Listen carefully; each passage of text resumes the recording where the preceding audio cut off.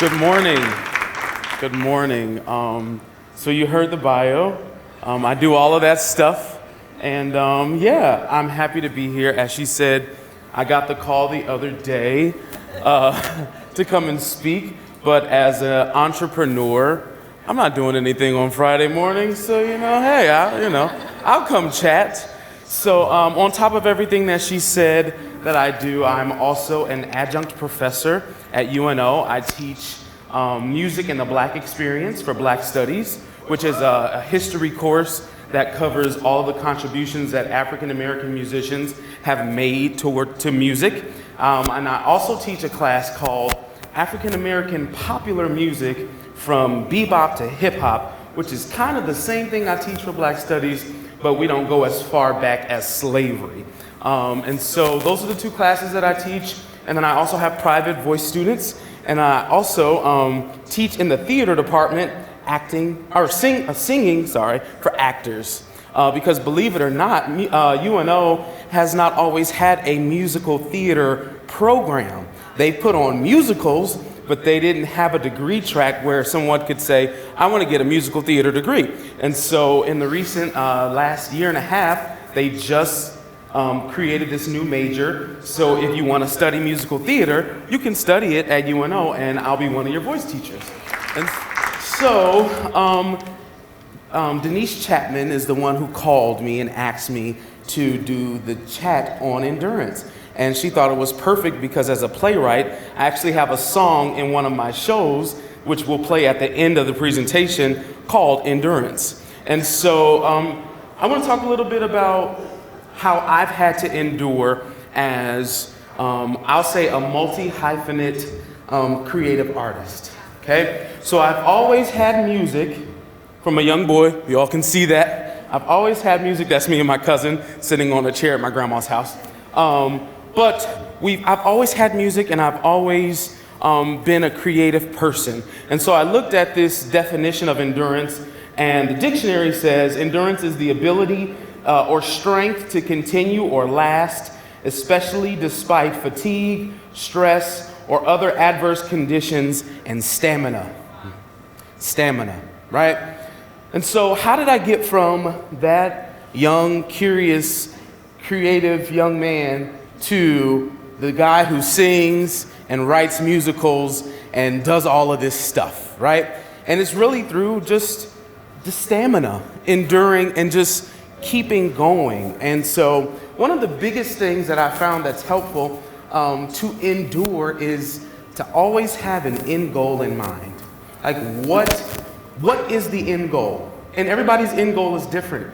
But I knew that my end goal was to practice music and to get paid for practicing music, right? Because we can't do it for free, right? And so my end goal was to practice music, whatever that looked like, and to get paid for doing it, okay? And so I think you can go to the next slide now. Thank you. All right. So end goal, always practicing music. I've always had music around me. It's always been a part of my life. When I was growing up, my grandmother on my dad's side, who is now deceased, she was one of my first music teachers. When me and my sister would go over to their house, they didn't have toys for us to play with because my dad and my aunts were all grown, and so they didn't have toys around, but they had a piano and they had an organ. And she was a singer. And so one of the things that we had to do when we went over there was we had to learn how to harmonize and sing in 3-part harmony. Most kids would play outside, riding bikes when they go to grandma's house. But at her house, we had to learn how to sing. And so as a young child, I learned how to sing in 3-part harmony, and I would go to school and the other kids would be singing like Farah Jaka. They would be singing the melody, and I'd be harmonizing, and it used to drive my music teachers crazy. Because they're like, how are you doing this? And it's because I had music at home all the time. And so music for me has always been fun. And so I started in 4th grade playing the cello, and I realized I didn't like it. And so then my aunt at my church, she played the clarinet. And so I'm like, I want to play the clarinet. I want to learn how to play the clarinet. And she wasn't playing anymore, so she gifted me her clarinet that she played on, and my older cousin, who is now in her 40s, played on. And so it was like a family heirloom. And so I played the clarinet all the way through high school. And I'd always had the gift of, drumming. So in that picture there, I played the drums in the marching band in high school. Again, because the end goal was to practice music and to get paid for doing it, no matter what it was. Okay? And so in high school, I was in the marching band. And then one of my teachers, my freshman year, said, "You sing really well. You should be in the musicals." I said, "In the musicals?" And when you're in high school, you're kind of going through that adolescent stage where you're trying to be cool. "Oh, I'm too cool to sing. I don't want to sing." But he convinced me. He convinced me to try out for the musical. And I said, "Okay, I'll do it." I was a freshman, and the musical that was happening, I went to Benson High, by the way. Go Bunnies. Any bunnies in here? No? Okay. So anyway, the musical was Little Shop of Horrors. Okay? And so as a freshman, I went out for the voice of the plant.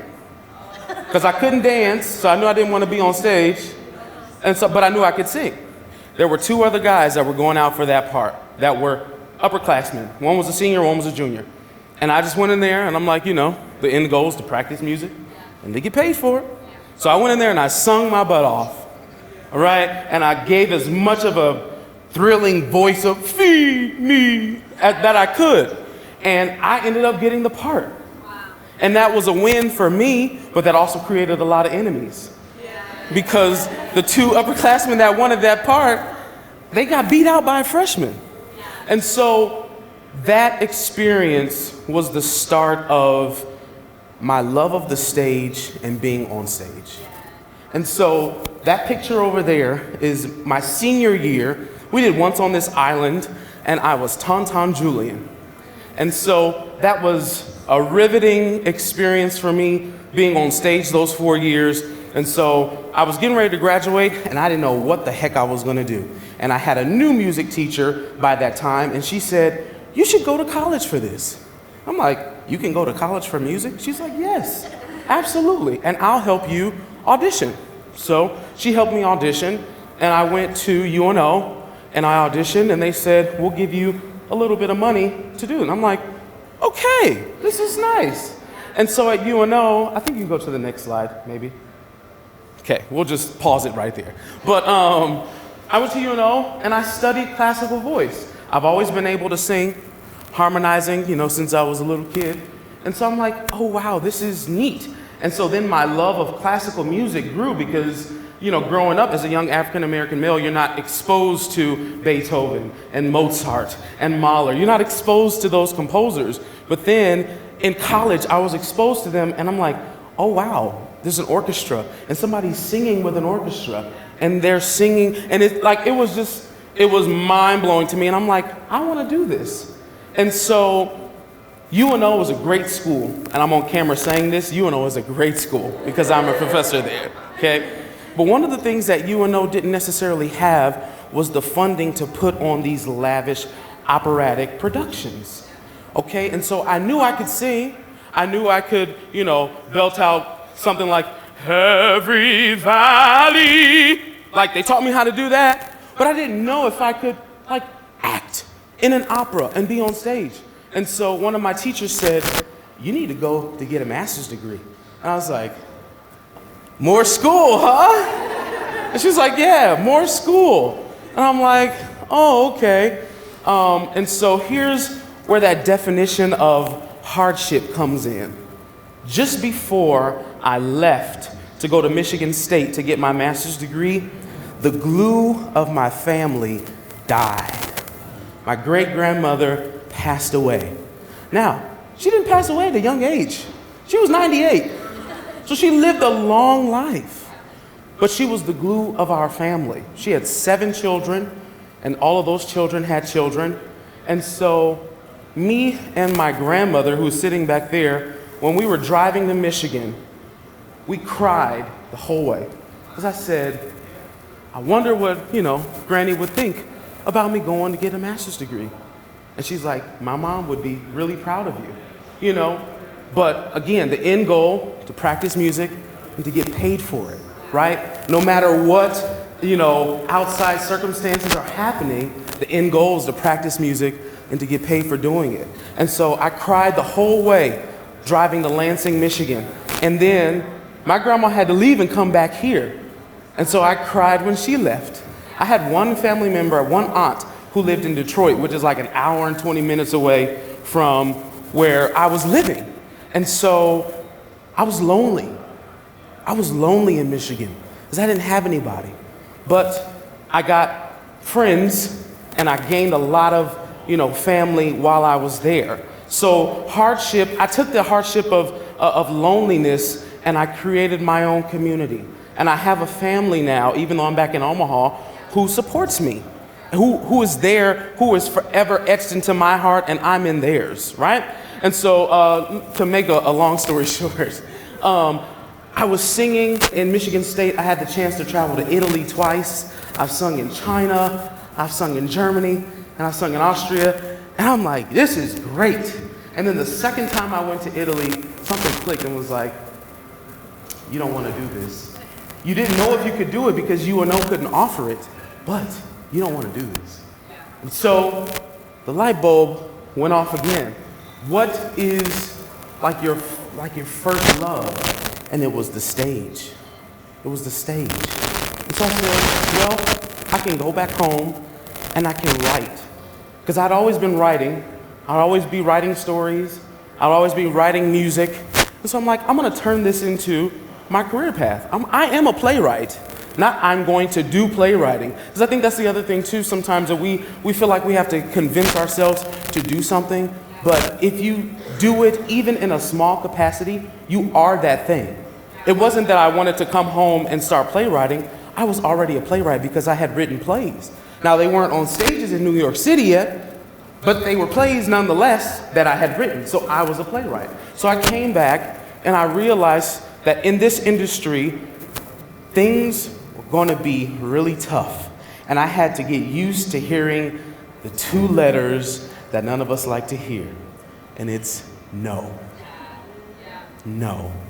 And I knew I wrote good plays. I knew I wrote outstanding music. But there were still going to be people that said no. So how do you endure through that? Whose wavelength frequency do you operate on when things get tough? They said no. Okay.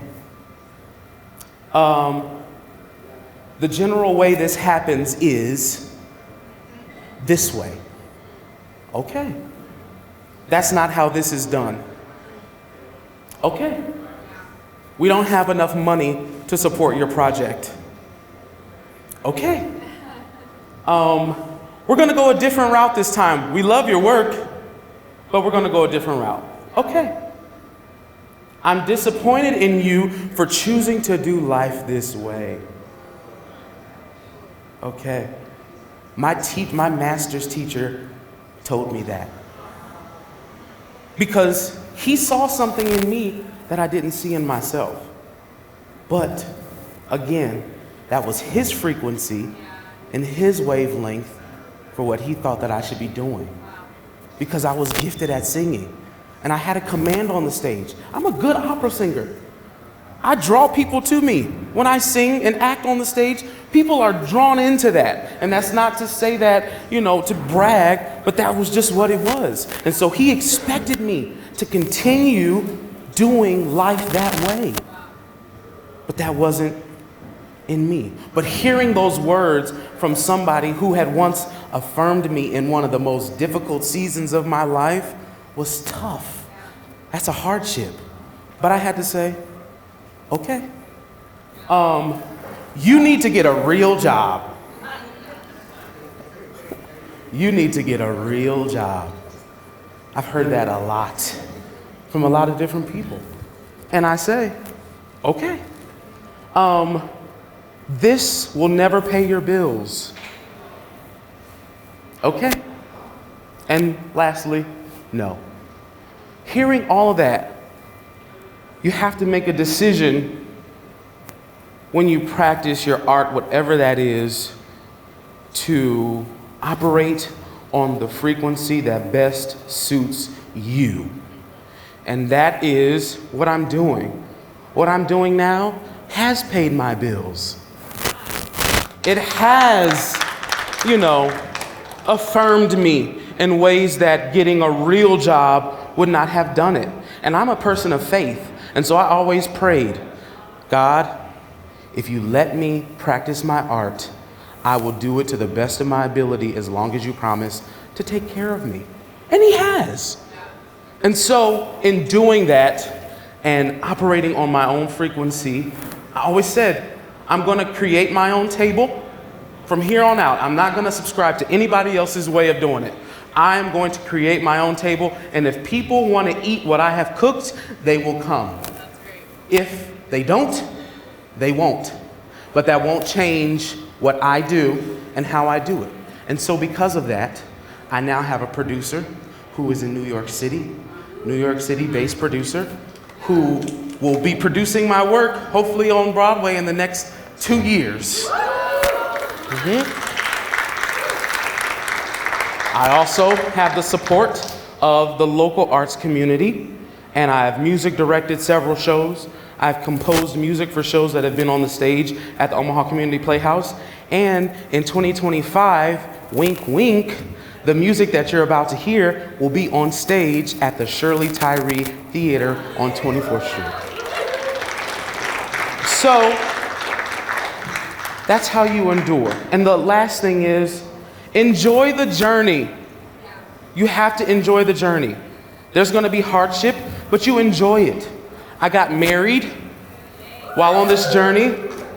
That little boy down there, that's my nephew. I got to watch him be born on FaceTime because I was living in Michigan when he was born. But my girlfriend then was in the room with my sister. My sister was comfortable enough to let her be in there because it's just me and my sister. And so she let her be in the room while my nephew was being born. So I got to watch my nephew be born on FaceTime. I watched him come out and everything. It was great. Enjoyed the journey. I got to see my brother get married. I've enjoyed times with family. That's me and my grandma playing cards. We love to play cards. I went to Disney World, and that's one of my best friends that I met at my master's program. I had to enjoy the journey. Yes, things are going to be tough, but you have to find the joy even in the smallest things, because that's what's going to keep you going. So this show, Belle Terre, you can go to the last slide. This show, Belle Terre, is heavily influenced by the New Orleans brass band style, and it's about a young girl who has all of this crap that she has to deal with, all these layers. And she goes to this magical place called Belle Terre where she learns 3 lessons. She learns lessons of courage, she learns a lesson of endurance, and she learns a lesson of beauty. And one of the first lines that this guy that teaches her this lesson, he says, "This life we live is not a sprint, it's a marathon. And you must not quit. You have to hang on, because it'll be hard, it'll be rough, but don't give up even when it gets tough. Stay in it for the long haul, endure."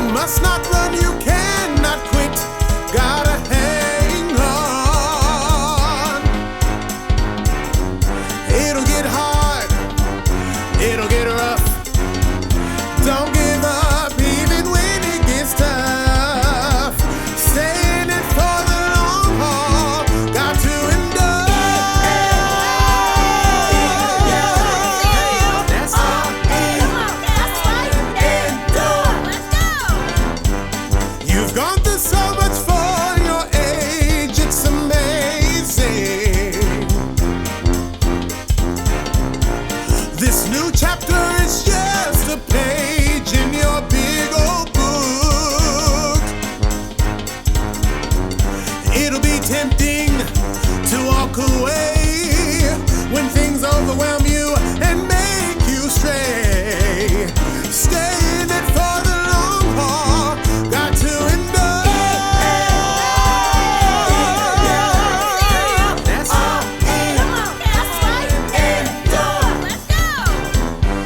watch me go. Oh, I'm gonna take it home. It's easy not to fight the fight till the end. But that's the only way to know if you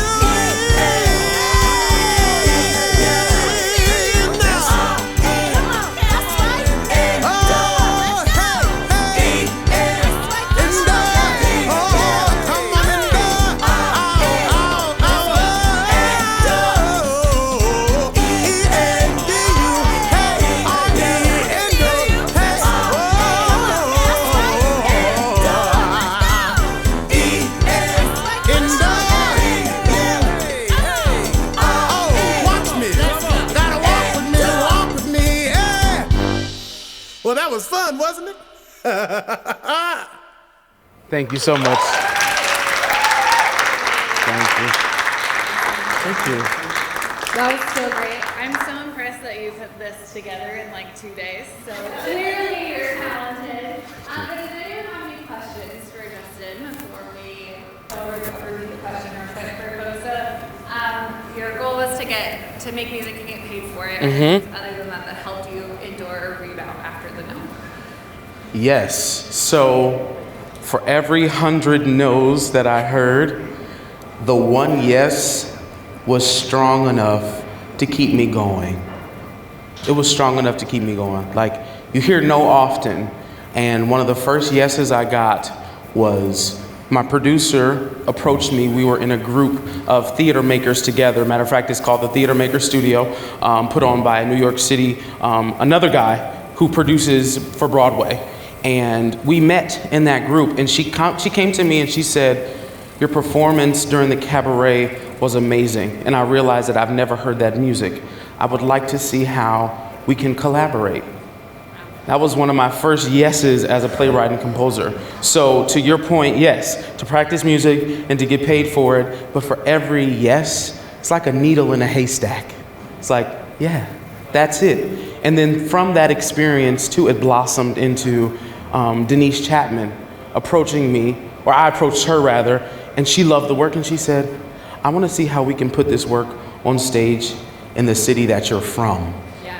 To get that support. So yes, the needle in the haystack yeses are also something that kept me going. I'd really love to know, as a man of color, what is it like in that industry when you're newer to that industry, you're a name that's not necessarily at that time necessarily recognizable. How did you kind of break your way into that? How did you get people to take you seriously and listen? Yeah, so as a man of color new to an industry, how did you break your way into it and get taken seriously? You always finish. You always finish, because creatives often talk about what they are looking to accomplish versus what they have already done. And so I knew in order for people to take me seriously as a man of color, I had to have a finished product. Now, it doesn't have to be perfect. It just has to be finished. Because what you just heard, this is from draft 8 of this show. I've rewritten this show 8 times. And I have probably another 2 times to go before it gets on stage. So I had to finish, but also for people to take me serious, I had to take myself serious. You have to take yourself serious first before other people will take you seriously. And I just stood on what I knew how to do. I knew how to sing, I knew how to compose, I knew how to play the piano, I could play the drums, and I could write. And so I took myself seriously in all of those things. And again, it's like building that table. People are drawn to, I don't want to say like hype factors, but they're drawn to, things that are happening, right? And so if you do something that looks like it's happening, that's what draws people. And so I created an EP for my show and put it online. It's really kind of it's not unheard of, but it's not popular. You guys ever heard of the show Hadestown on Broadway? Yeah. That didn't start out as a play.